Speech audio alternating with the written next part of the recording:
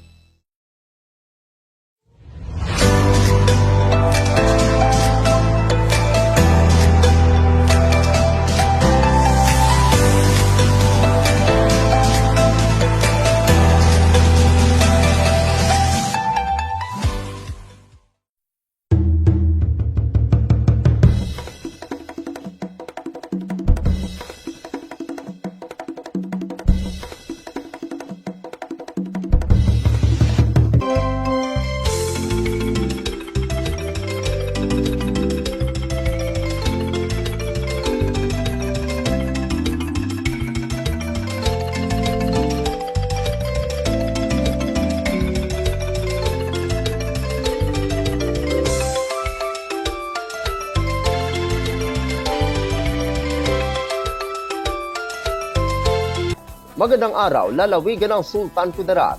Narito na ang mga pangunahing balita sa Sultan Kudarat Headliners ngayong Hunyo 3, taong 2024. DA namigay ng binhi ng mais at abono sa bayan ng Libak. Narito ang ulat. Namigay ng binhi ng mais at abono ang Department of Agriculture o DA, katuwang ang Local Government Unit of Libak ngayong araw, ika-3 ng Hunyo, taong kasalukuyan. Batay sa talaan ng Municipal Agriculture Office, umabot sa 765 na benepisyaryo ang second batch sa buong bayan ng Libak ang nakatanggap na nasabing corn seeds na Evo Jenny at Pioneer na may kasamang abono. Ang programang ito ay para sa mga magsasaka ng naturang bayan upang maipaabot ng Department of Agriculture o DA ang tulong sa mga lubhang naapektuhan ng El Nino phenomenon. Sa pahayag ni Rene Sanchez, Municipal Agriculturist, aniya, eksaktong 765 individual na benepisyaryo ang nakatanggap ng binhi at abono. Umabot naman ng sumatotal 1,019 ang benepisyaryo mula sa una at pangalawang batch. Dagdag pa niya, sa mga nagtatanong kung bakit may nakasaling mga lower barangays na wala namang cornfield, sa kadahilanang ang mga ito ay may mga lupa sa upper barangays ang mga ito. Dumalo rin si Frederick Celestial, Municipal Mayor ng Libak.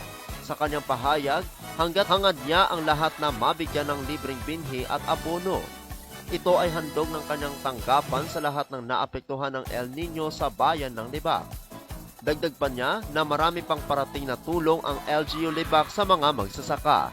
Ayon kay Rochelle Gadon, isa sa benepisyaryo ng programa, siya ay tapos-pusong nagpapasalamat lalong-lalo na sa alkalde at sa DA at dahil rito, siya ay magkakaroon na naman ng pagkakakitaan. Ako ang inyong kaibigang Apolinario Terry Valencia para sa Sultan Kudarat Headliners.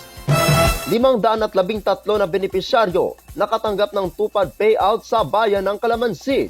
Narito ang ulat. Naging masaya ang mga kababayan natin na nasa mahigit 513 beneficiaries mula sa tupad payout. Ang bawat isa ay nakatanggap ng 4,030 piso. Ito ay mismo pinangunahan ni Sultan Kudarat Governor Dato Pax Ali S. Mangunadato, kasama ang dating alkalde ng Kalamansig na si Ronan Garcia, Board Member Soriel Lib Atin, Board Member Amil Pangasayan, at iba pang mga team kapamilya sa Segunda Distrito ng lalawigan ng Sultan Kudarat. Makakaasa ang lahat habang nandito ang gobernador ay gagawa ito ng paraan upang makapagbigay ng tulong sa mga kababayan sa iba't ibang bayan ng lalawigan ng Sultan Kudarat. Ako ang inyong kaibigang Apolinario Terry Valencia para sa Sultan Kudarat Headliners. Para sa uling balita, lalaki huli sa drug operation sa lungsod ng Tacurong. Narito ang ulat. Huli ang isang lalaki na street-level individual sa illegal na droga matapos ikinasa ang anti-illegal drugs operation ng mga otoridad sa Purok Waya-Waya, Barangay San Emanuel, lungsod ng Tacurong. Dito lamang Sabado, unang araw ng Hunyo taong kasalukuyan. Kinilala ni Police Lieutenant Colonel Brian G. Bernardino, hepe ng Tacurong City Police Station, ang suspect na si alias Balong. 44 na taong gulang, welder at naninirahan sa naturang lugar. Ayon kay Police Lieutenant Colonel Bernardino, nahuli ang suspect nang ikinasa ang anti-illegal drugs operation ng mga tauhan ng Tacurong City Police Station, RID-12, Tracker Team Delta, SKPIU, 1202nd RMFP-12 at 1st SKP-MFC. Nasamsam mula sa suspect ang dalawang malalaking pakete ng pinaghihinalaang shabu. Kasama ang 3 pang maliliit na pakete ng droga, 1,000 pisong bill bilang buy-bust money, 140 piso at iba pang non-drug items. Nahaharap ngayon ang suspect sa kasong paglabag sa Republic Act 9165 o Comprehensive Dangerous Drugs Act of 2002. Mas papaigtingin pa ng kapulisan ang kampanya laban sa mga taong lumalabag sa batas upang masiguro ang seguridad at kaligtasan ng mamamayan para sa isang maunlad na bagong Pilipinas. Ako ang inyong kaibigang Apolinario Tony Valencia para sa Sultan Kudarat Headliners.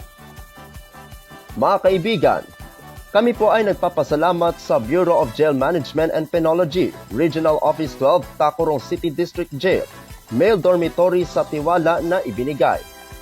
Ang Bureau of Jail Management and Penology Office ng Rehiyong 12 kasama ang Tacurong District Jail Male Dormitory ay makikiisa sa 13th Community Relations Service Month na may temang Nagkakaisang Kawanihan at Pamayanan tungo sa bagong Pilipinas.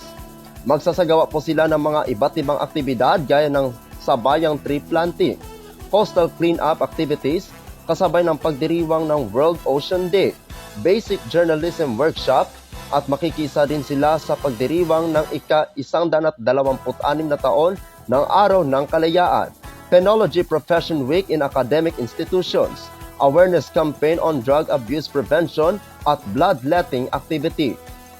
Ang isang buwang pagdiriwang na ito ay magtatapos sa ika-30 ng Hunyo taong kasalukuyan.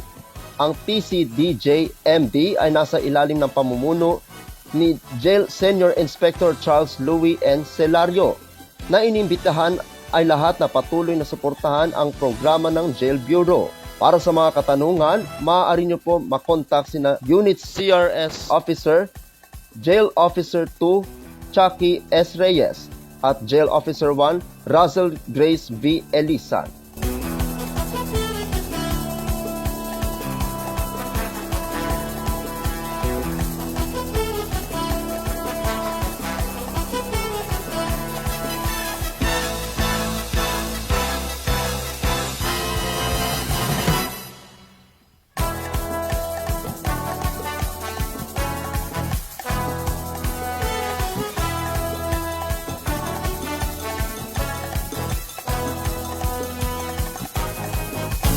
At yan ang kabuuan mga balita sa araw na ito.